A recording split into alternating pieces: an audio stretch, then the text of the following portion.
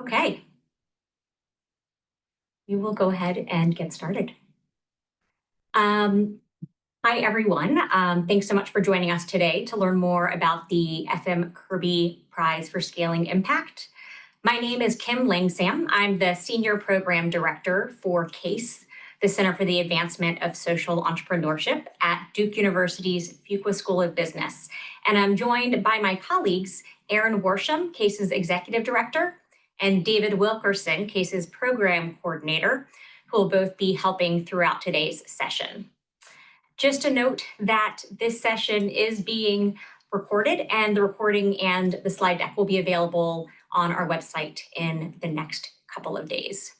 I'm going to say a few more words of introduction, and then we will jump right into your questions. And thanks so much for those of you who submitted questions ahead of time. So I'm excited to share with you a few words about CASE and the FM Kirby Foundation, our incredible partner behind this $150,000 annual prize. CASE, where I work, is an award-winning research and education center based at Duke University's Fuqua School of Business. Our mission is to prepare leaders and organizations with the business skills needed to achieve lasting change. And we do this in three ways.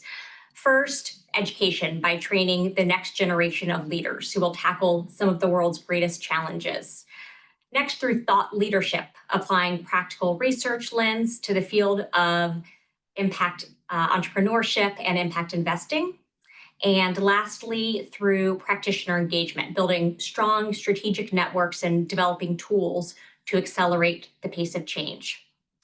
So we were really thrilled now 6 years ago to have been selected as the home of the FM Kirby Prize for Scaling Impact, or the Kirby Impact Prize, to support impact leaders around the world. The prize was made possible through a generous gift from and wonderful collaboration with the FM Kirby Foundation. The FM Kirby Foundation is a family foundation that's been in operation since 1931, and which primarily invests across several impact areas within a few key geographic communities. The Kirby Impact Prize provides an opportunity for the foundation to have a more international reach. So quickly, what is the FM Kirby Prize for Scaling Impact? This is a global prize designed to amplify and accelerate the work of impact-driven enterprises working to scale their impact on a social or environmental problem anywhere around the world. Each year, one winning organization will receive a one-time prize of $150,000 in unrestricted funds. The prize is unique in several ways. First is its scaling focus. Many social impact prizes focus on recognizing new or early stage ideas, but this prize will accelerate great ideas and solutions that have been tested and gained traction. Next is institutional and brand support.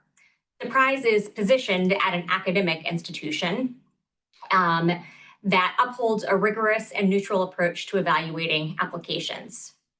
At Duke Fuqua School of Business, the Duke Fuqua School of Business and the CASE brands will help to elevate the profiles of finalists and winning enterprises. Next is that it's open to nonprofit and for-profit models and hybrid as well. We're not limiting the award to nonprofit organizations. Our research over the last few decades indicates that governance structure does not predict impact. And lastly, unrestricted funding. We also know from our research that the importance of flexible capital for scaling enterprises is really invaluable. So our unrestricted funding allows the awardee the freedom to make strategic pivots and build the infrastructure necessary to accelerate impact. Since not much has changed for this year's prize from last year, the guidance and tips that we provided in last year's information session are still relevant, and that recording is available on our website. So that's why we decided for this year to change it up a little bit and give the opportunity for an open Q&A, since many of the basics are largely covered in that info session and all of the information throughout our website. We received many questions ahead of today's session, and we've categorized them across these 6 buckets. We've prepared some slides to walk through these buckets first and the questions that we received in there. But if you have follow-up questions or additional questions you'd like to ask, please put them in the Q&A, and we will get to as many as we can.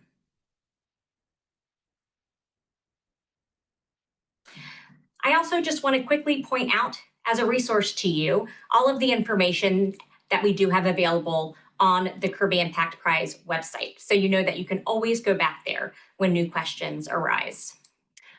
We have the application process and timeline, all of the dates and what is required at what point. Within that, we have a link to the information session from last year, which includes tips for strong responses. There's a link to the eligibility requirements listed on the website. And we also have, even though the application portal won't open until October 24th, we do have a PDF with all of the application questions and instructions so that you can go ahead and review them. We have a list we continue to update of frequently asked questions. Also on the website, we have more information about our approach to the prize, again, the eligibility criteria, our evaluation criteria, and other resources to help you create a strong application. And we also have information on our past finalists and past winners. We have write-ups on each of them, including the problem they're trying to solve, and also why we're excited about their impact potential and plans to scale impact. So I think that can be really informative as you are looking at the application questions and how you might respond. If you don't find answers to your questions here today or on the website, there is a link also on the site to submit additional questions that we will review and respond to.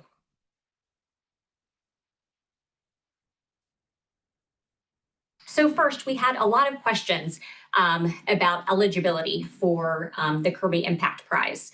And at the highest level, the criteria are listed here. Of course, there's plenty of nuance, as we saw with the questions, and we will get to those specifics in a minute. But to quickly recap the general eligibility requirements, the prize is open to all impact enterprises, nonprofit, for-profit, or hybrid, working anywhere in the world that meet the criteria of having more than 3 years of strong evidence of impact with a plan to scale over the next 3 to 5 years. They must have a minimum annual operating budget of at least $250,000. They must hold a U.S. federal taxpayer ID number, and they must demonstrate exemplary leadership. To quickly double tap on the federal taxpayer ID number, we'll speak a bit more about that in a bit, but because of tax implications, any international enterprise applicant must have an established presence in the U.S., whereby they're a U.S. taxpayer and hold a federal taxpayer ID number. It could include an organization recognized as one exempt from federal income tax, as like a 501c3. It could also include a US-based fiscal sponsorship agreement, which we'll talk about in a minute.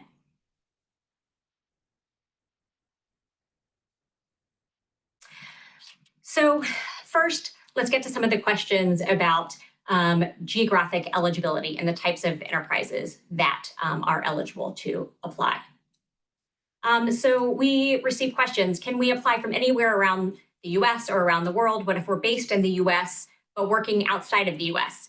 Yes, the organization can be operating from and working in anywhere in the world, again, if that enterprise does have an established presence in the US with a US federal tax ID number. We also received a question if applications could be submitted in languages other than English.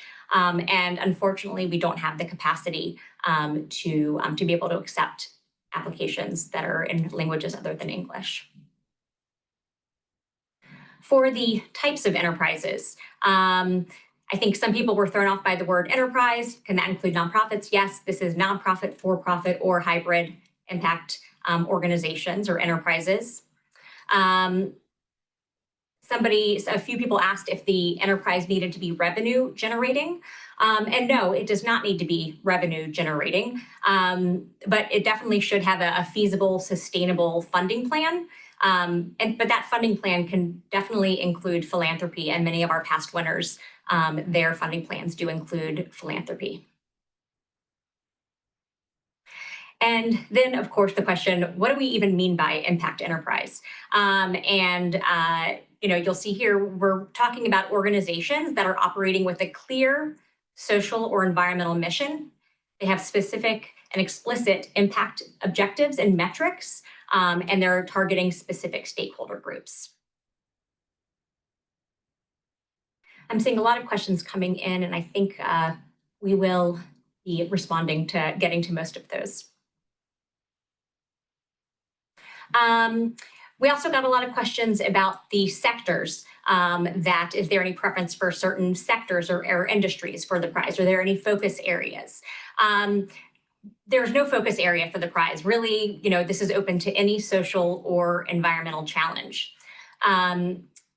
We were asked, if there's a preference for structural interventions versus purely social programs. Again, no preference, but it is true that some solutions may be better positioned for scale, and some may be more challenging or easier to generate evidence of impact. Past winners have been working across public health, education, economic development, agriculture, environmental sustainability, with many working across more than one. We also were asked if there's preference for issues in the global South versus the global North. We have had out of the 5 winners so far, 1 was based in the U.S., working in the U.S., and the rest have been operating outside of the U.S. But there is no preference for one versus the other. We do get more applications for programs working outside of the U.S., and thus those have tended to be more numerous among our finalists and winners, but there's no metric in our evaluation that favors one over the other. Are there any sectors or industries that are generally not a good fit?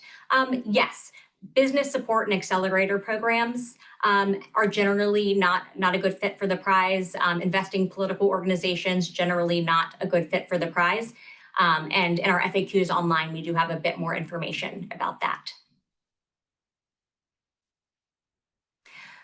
We also had some questions about applying for a specific program, but from sitting within a larger organization, or applying as part of a collaboration or partnership. Yes to both. If you're a program within a larger organization, as our year 2 winner Math Corps was, they were a program within the broader Serve Minnesota organization. Focus your application on the specific program that you're scaling, but also note, of course, the how you sit in the larger organization. Can a partnership or collaboration apply? Yes, but one organization should submit the application on behalf of the group. And many applicants do leverage partnerships to scale their impact. And lastly here, we are asked if faith-based organizations can apply. Yes, if working on a social or environmental problem.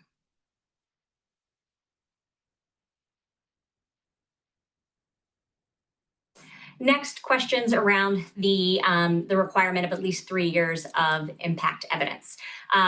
Some asked why that exists. What if we've only been operating for 2 years? Does this have to be an existing initiative, or can it be a new one? The reason for this requirement is because before looking to scale your impact, it's critical to have robust evidence of impact over time and sufficient traction.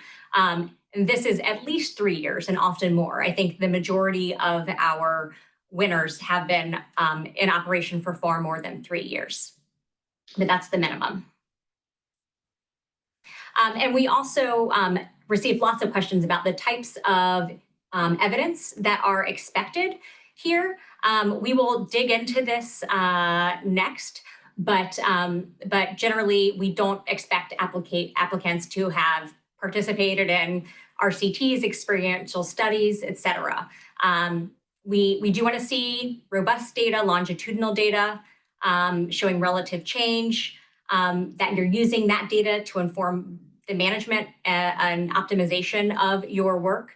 And we expect to see evidence that supports the linkages across your theory of change, which again, we'll talk about in just a second.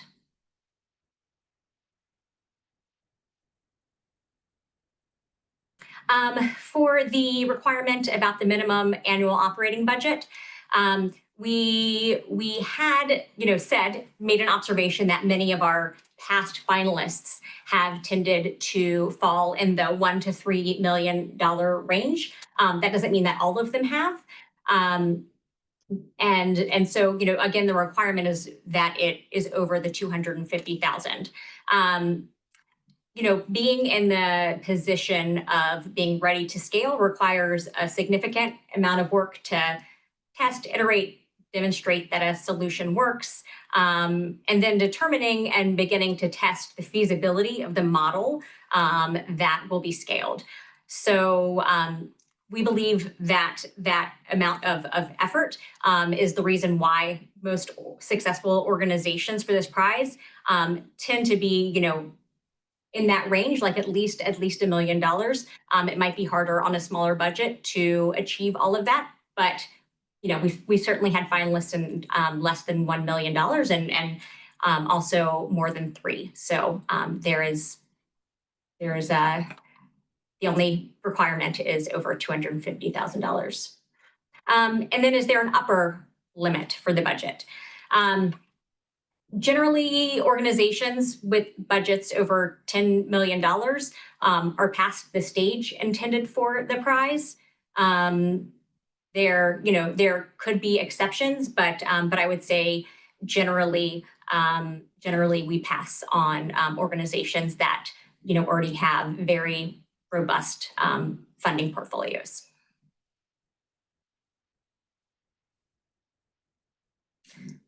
The taxpayer ID number. Several questions about things that might count. One, we've had several questions to ask if an NGO source equivalency determination certificate meets this requirement, and unfortunately it does not. Questions if an organization has a US fiscal sponsor, does that fiscal sponsor apply, or does the organization? The organization doing the work would definitely be the one to apply, and the fiscal sponsor's role would just be processing the funds.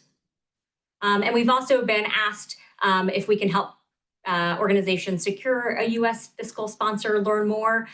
We aren't able to provide support, but the FAQ on our website does have some links to learn more about how one would go about securing a fiscal sponsor. Okay, next, we'll move to the application process. We received several questions here, so providing a snapshot of the tiered application process and the focus at each phase. So our intention in designing the process this way is to make sure that our applicants are at the right point and the right time for scale before asking them to invest additional time in completing the application. So in phase 1, which we're primarily talking about today, which is open to all eligible enterprises, we will accept applications between October 24th and December 3rd. Here, we're trying to get a sense of if the solution works, and also a sense that that organization is working toward scaling their impact versus more business as usual. And then approximately 30 of the phase 1 applicants will be selected to continue to phase 2 of the process, where we'll ask additional questions, really focusing on the scaling plan, on leadership. And from there, we will have a group of usually about 5 invited to be finalists, where we'll have interviews, opportunity to clarify any questions that have arisen in the process. And in May, late May, early June of 2026, we will announce the winner of this year's prize. For a bit more on the phase one application of this prize cycle, applicants will will answer a set of demographic questions and also submit a slide deck or written response introducing the selection committee to your enterprise, the problem you're working to solve, and the impact, traction, and scaling vision behind your work. Here, it's important to remember that as the subject matter expert, you're inviting us into your world.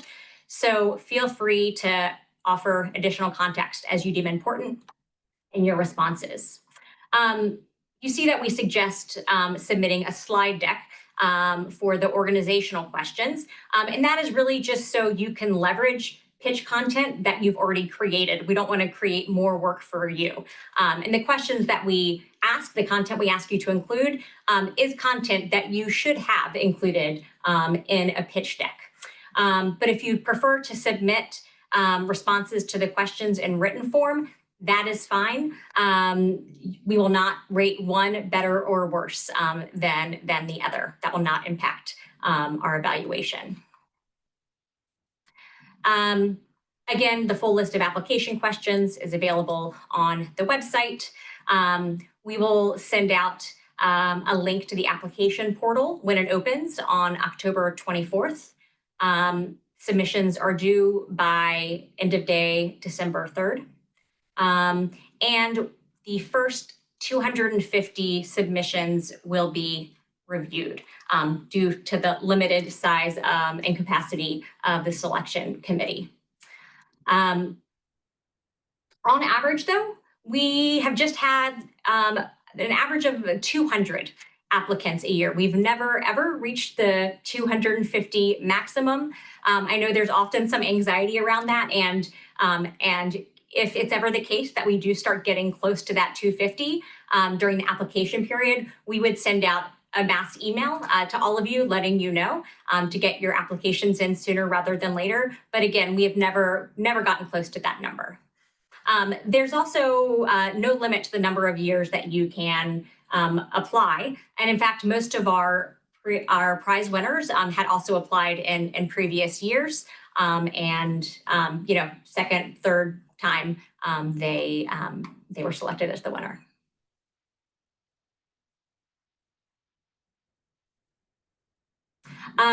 Here's a screenshot of the list of application questions that you can find now on the website. You'll see there's instructions for your submission, as well as what the content that you should include in your submission. And you'll see in italics, that's just kind of our additional notes to you to let you know what we're really looking for, some tips to help you craft a strong response.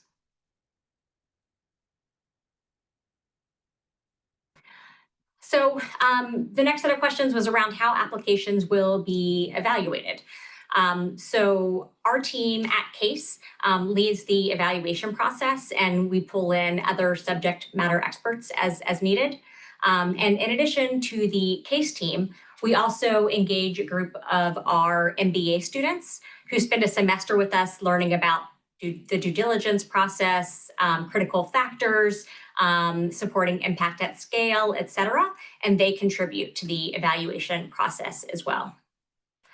We have three main dimensions across which we evaluate applicants. And in phase one versus phase two, we have some slightly different areas of focus. So you can see the ones that are not italicized. And again, all of this is also on our website.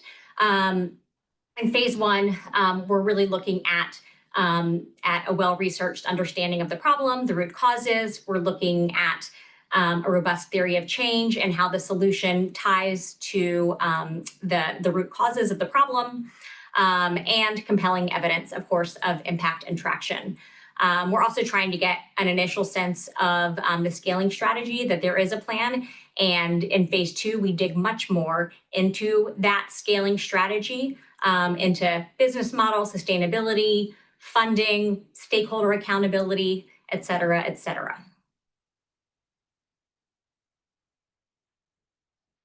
So impact evidence expectations and scaling stage expectations. We received a lot of questions on these two topics, a lot of really great questions. And before we dig into those, I do want to note that the questions in our application and our expectations for your responses come out of years of research on scaling impact enterprises and from becoming funders ourselves as stewards of the Kirby Prize.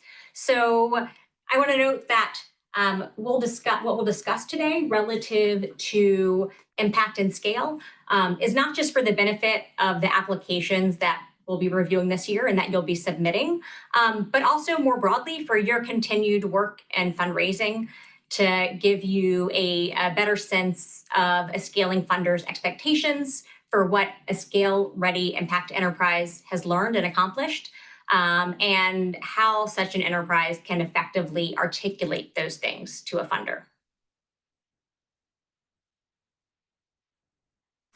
These last three questions in the phase one application are related to impact evidence and the scaling plan. And so we're going to walk through those and our expectations. If you're looking for advice and examples related to the first three questions, you can go back to last year's information session recording, again, linked on our website, where we walk through those in more detail.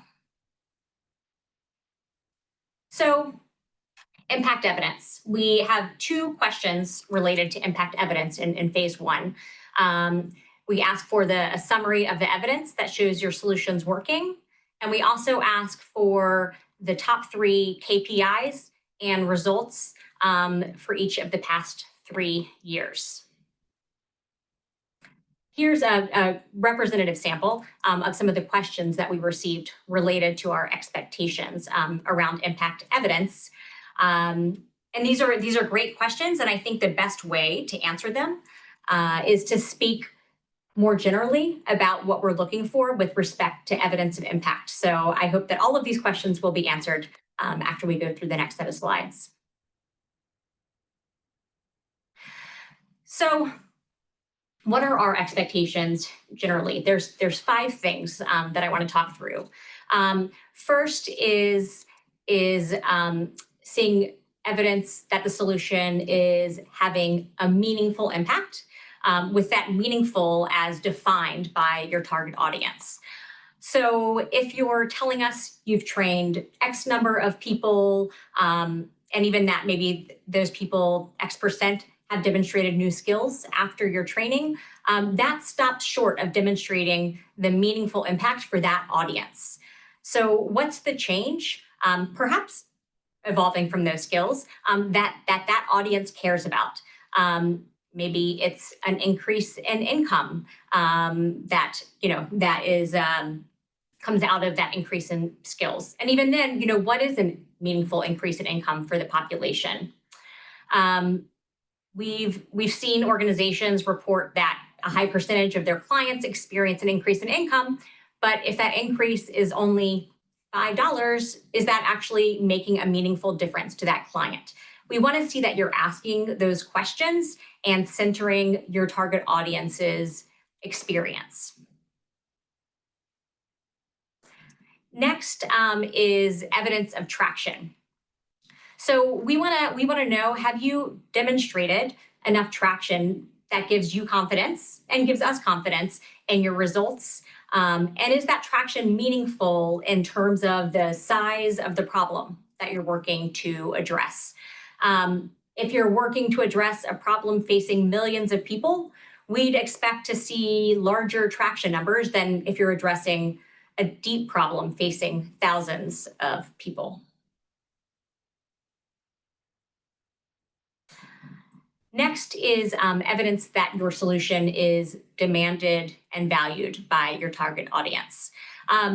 For those enterprises who are requiring the target audience to pay for the solution, sometimes having that evidence is a bit easier. Your sales and your customer retention is good feedback that your solution is demanded and valued by the target audience. But if your target audience doesn't pay, there's plenty of ways to demonstrate demand and value. Many of you have probably heard of lean data. You could use lean data type of questions, surveys, asking the extent to which the solution solves a certain problem for the individual, the extent to which it contributes positively to their quality of life, or even more specifically, to their ability to find work, to pay their kids' school fees. And also, is there evidence that there are others who aren't yet accessing your solution who are interested to do so?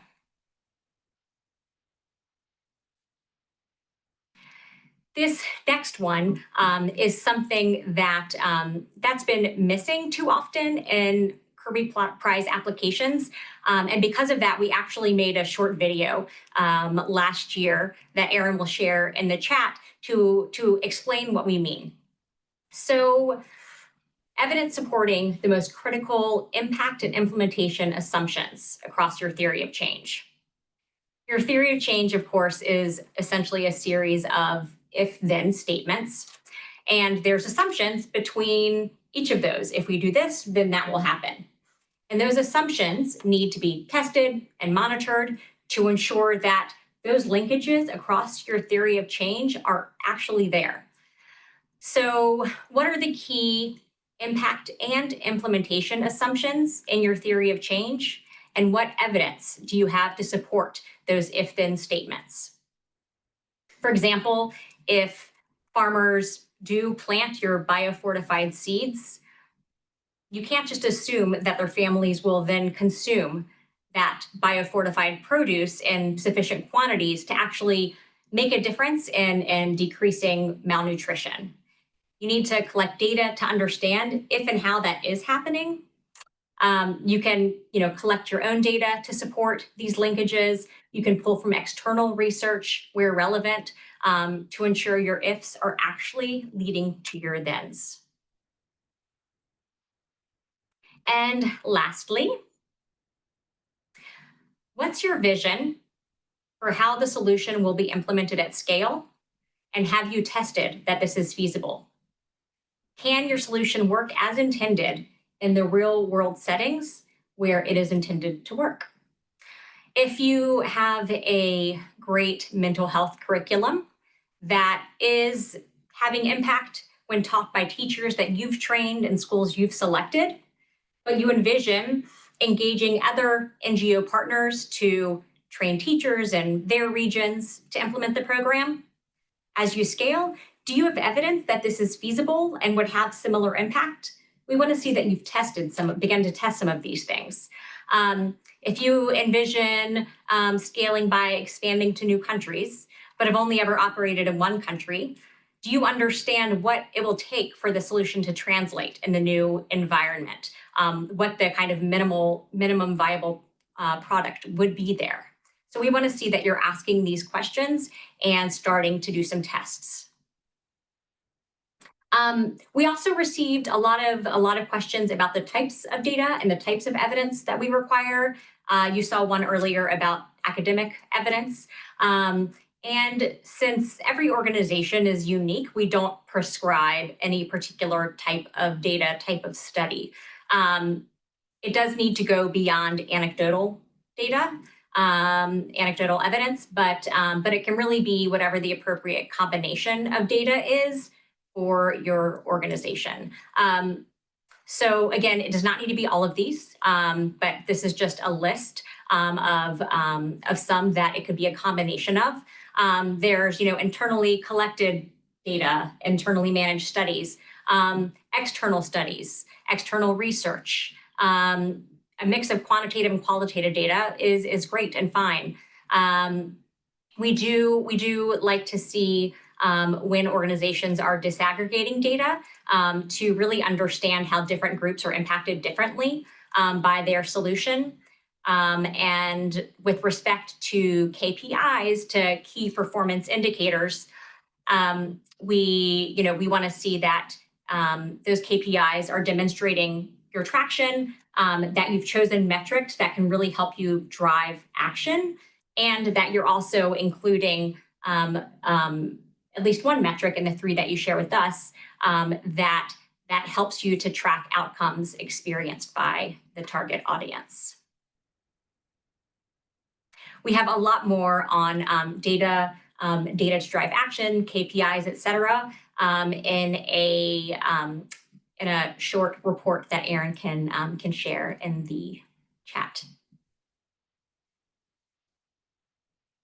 I'll run through a quick example with impact evidence with our prize winner from last year, Solar Freeze. Solar Freeze is based in Kenya and is addressing the challenge of high levels of spoilage among the crops grown by smallholder farmers, which then negatively impacts their ability to feed their families, generate income from any overage from those crops. So they've created a cold storage solution for rural off-grid communities, which can help preserve that produce for longer. So I'm going to walk you through what they shared with us to give us confidence in their solution's impact. To demonstrate meaningful impact, they didn't just share how many solar-free systems are out there or how many pounds of food were saved from being spoiled, but they tracked and shared with us increases in farmer incomes, farmers who had used the Solar Freeze units, and the extent to which that is meaningful for the farmers. And also tracking that has helped them to identify other ways to increase farmer incomes, such as helping to create market linkages for the farmers. And they also shared with us survey data that they had collected from farmers where they asked the extent to which the Solar Freeze unit and the work with Solar Freeze has been transformative to their economic livelihood. And so that also gave us confidence that this was meaningful and valued by the audience. With traction, they showed how the number of customers and regions served, et cetera, were increasing over time, and that they were achieving meaningful numbers given the size of the problem. They were really demonstrating that, that this was feasible. For demand and value, farmers do have to pay for the service. And so there are a number of customers and customer retention numbers gave us confidence in the demand and value.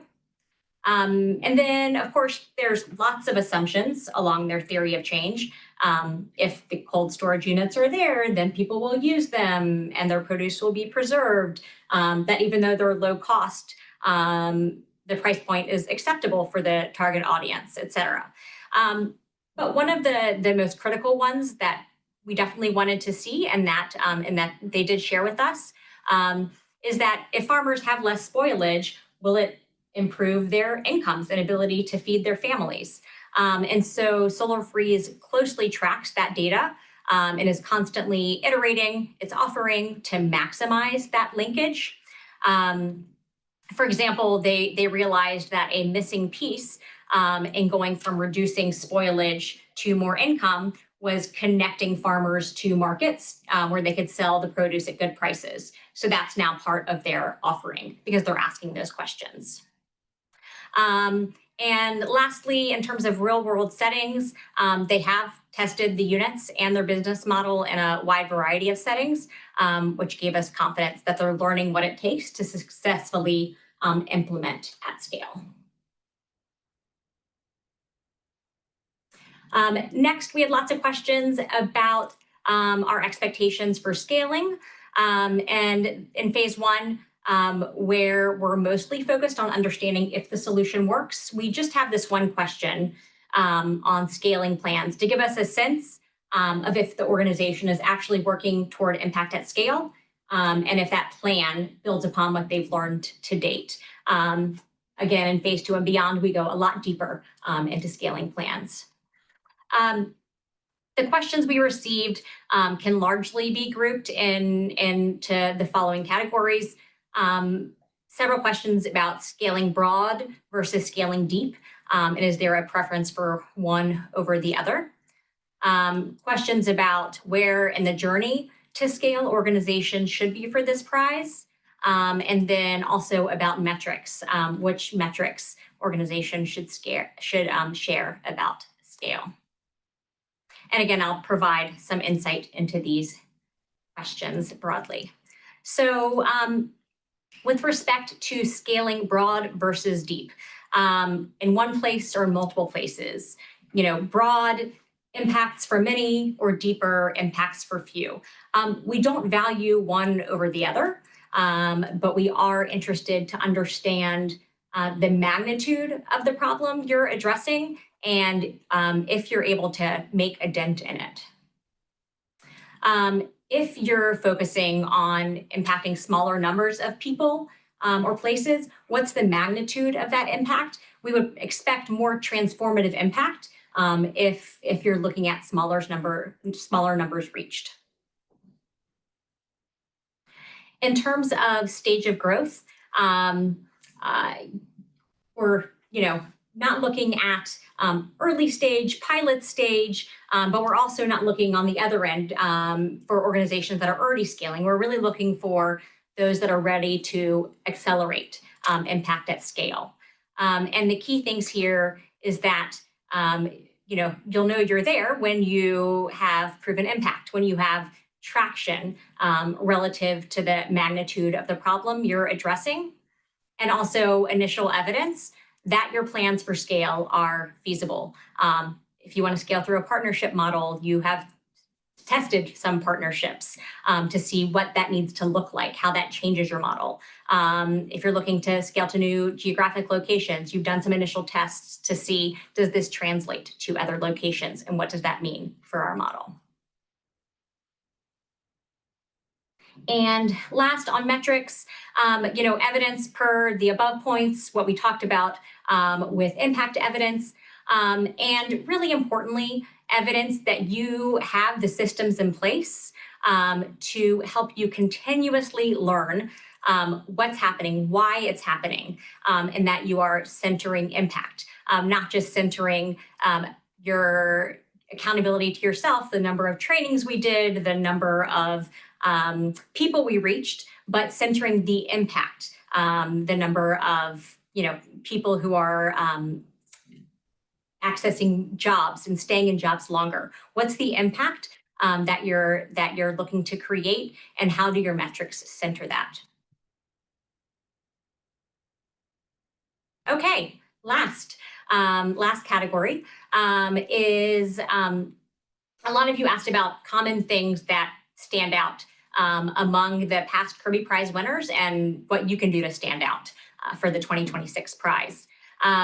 You'll see color-coded, we could say a ton about all of these different organizations, but you can see many common dimensions across all of them.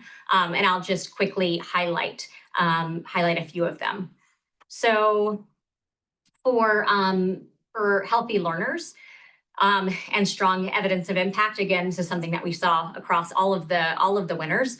But Healthy Learners is a school health program out of Zambia, and they had longitudinal data that demonstrated positive, meaningful changes in health outcomes for the students they were serving, and relatedly, improvements in school attendance related to those improvements in health outcomes. And they were also very committed to continuing to learn and ask why things were the way they were, so that they could continue to iterate their solution and optimize impact. Also, for Healthy Learners, from the start, they leveraged existing resources to build their program versus setting up a parallel system, which gave us confidence in its sustainability and really good use of resources. They developed a way that teachers already employed by the schools could be incentivized to serve an additional role with respect to school health. And again, these are things that we've seen across a lot of the winners. For Math Corps, our winner in 2022, they're an evidence-based math tutoring program out of Minnesota, and they had already successfully been implementing their program across a handful of states. But one of the things holding them back from really accelerating their reach and deepening their impact was their reliance on an expensive and mediocre assessment tool that they used with the students. So they realized that if they were able to create their own tool, they could both create a tool that better aligned with their program needs, and also they would not have to pay for each time a student was assessed. So the cost would not increase with each new student. So they could do more with their funding. And so we are excited for this unique opportunity to help them unlock impact at scale through this assessment. For S-Smart, they were our first for-profit social enterprise winner in 2023. And they implement an innovative model to bring livelihood products to rural communities in India. They partner with small local retailers, community organizations, and really achieve economies of scale through aggregated purchasing and distribution. Their model also really thoughtfully created incentives for stakeholders across the value chain, which gave us confidence in their scaling plan. For Semilla Nueva, which is a Guatemalan-based organization, they are addressing the issue of malnutrition among the billions of people worldwide whose diets are primarily maize. I just want to note that the fire alarm is currently going off. I don't know if you can hear it, but I'm going to keep going until someone kicks me out. So, while the biofortification of maize seeds is not a new innovation, their innovation is solving some of the long elusive pieces of sustainably getting those to smallholder farmers to purchase and plant. So at the time of the prize, they were only operating in 3 countries in Central America, and they were having initial conversations with programs in East Africa, which in and of itself was exciting for scale. But they also had a clear and a feasible pathway to broader global impact. And then lastly, Solar Freeze, our most recent prize winner, who I just spoke about, stood out for many of the other reasons mentioned so far. And they also demonstrated how coming from the community that they were serving, how their deep knowledge, their connections, their lived experience positioned them incredibly well to identify more opportunities for meaningful impact and to more effectively navigate roadblocks. So when we get the question about what an organization can do to stand out and among the application pool, we really point to these many things that stood out to us from our slate of prize winners. And again, we have full pages written on each of them, including their scaling plans, why we're excited about them. So I encourage you to peruse those. So answering a few last questions submitted ahead of time. What happens if I'm selected? There is one winner each year, one prize winner. The winning enterprise will receive the $150,000 in unrestricted funds, will be amplified through our network, will be offered institutional support. And there's a question about reporting. We really find that we learn a lot by having an annual conversation with the organization. We don't have any additional reporting required. We do ask for generally a very short narrative and a conversation. So if you have more questions, we can get to some more now that haven't been addressed. But again, lots of resources and answers on our website. We'll share this recording and all of the links here, the slides, etc. So Aaron, can I ask you, are there any kind of groups of questions that haven't yet been answered? We've been working hard to answer as many questions as we can. There's been some fantastic ones in the Q&A, so hopefully we've answered many of them. But one that you touched on, but we've had a few times, is on the requirement for the annual operating budget of 250,000, that eligibility requirement.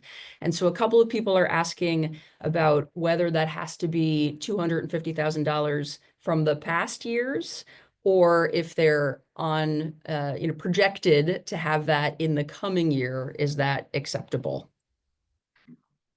I would say it needs to have been the past year. The past year's annual operating budget needs to be at least 250,000. So if it's not yet, wait a year, and hopefully you'll hit that for next year. Okay, fantastic. Let me see. Can an organization apply for two programs from two different accounts? Do you want to take that one? Yeah. Yes. I don't see why not. Unless, Aaron, you have a different No, answer, but yeah, I sure. agree. This is like a pop quiz I just gave you. Yes, I agree. An organization can apply. Let me note though, we've never had this happen before.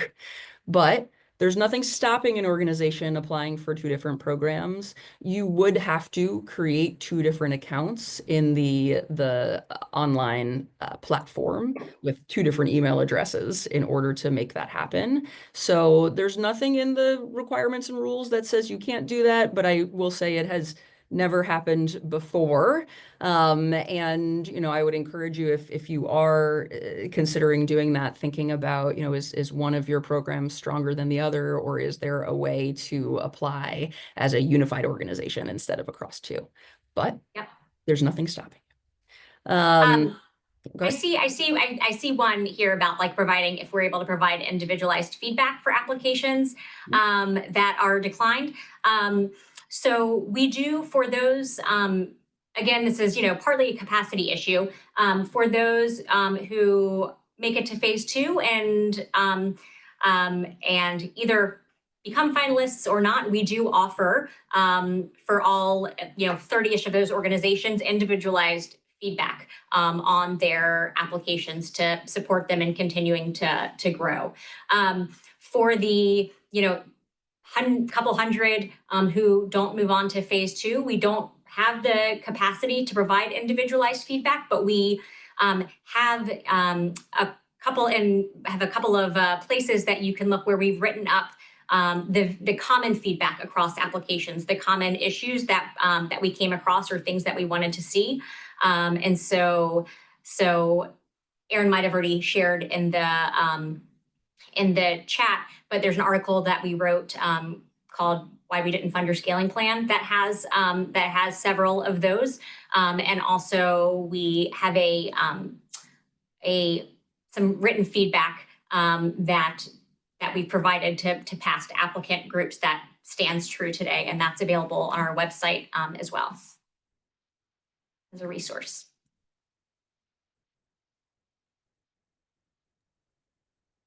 Aaron? There's another question that, again, I think you've touched on, but maybe we can reiterate some points of Karen is asking, given that it's a global competition and other enterprises in other regions of the world may be meeting needs that seem more urgent than in the US, is the quote. What advice do you have for US enterprises to prepare the most persuasive application?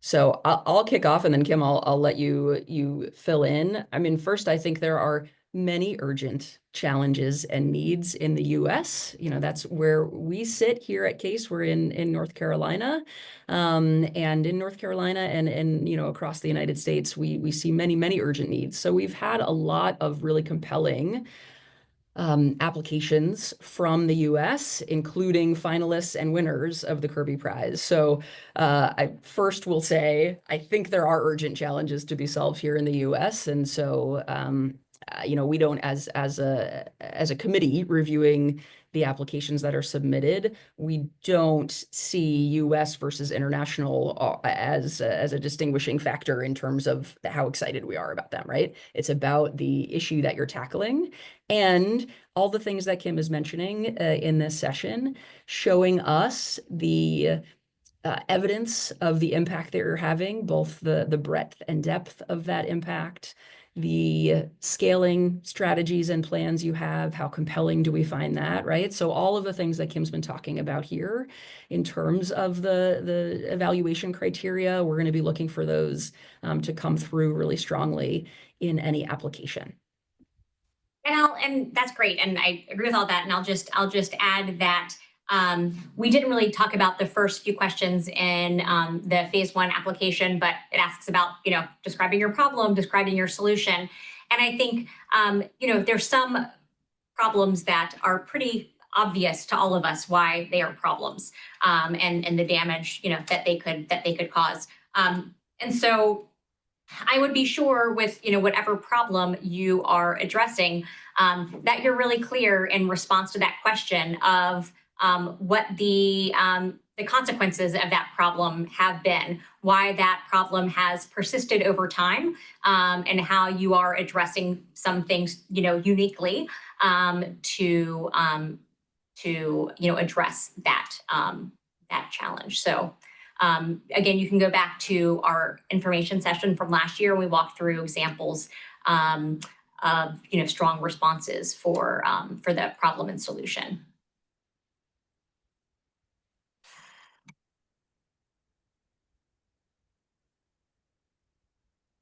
All right. Is there a preference for the enterprise deck versus answering the questions in the initial phase of applications? We're just trying to make it easier on you by saying if you have a deck already, you can use that. Yep. Either way. Some thanks. We appreciate it. We appreciate the thanks. And a couple other questions that I think we can type in some answers to, but it looks like we've covered most of them, Kim. Okay. Excellent. And it's 11:57 our time, so we are right on time. We really appreciate everyone's participation today and interest. Again, it's our hope that that the information we provide, the resources we provide, the questions we ask, the feedback that we give further down the application process, benefits many more organizations than the one who will ultimately win the $150,000 prize. So we really appreciate your time, the work that you do, and